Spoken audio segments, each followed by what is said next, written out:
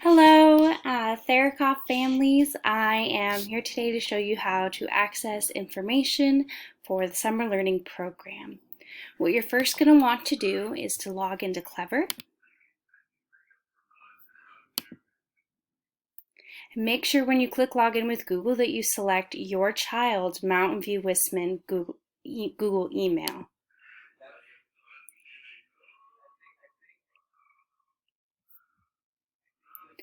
From here, you want to scroll down to Google Classroom. When you click on Google Classroom, you really need to make sure that in this corner over here, the Google account that's logged in on your computer is your child's Google account. Otherwise, it will not work and you will not see the Google Classrooms. The last step is to click on the summer learning program. Make sure you click on the proper grade level, K2 or 3-5.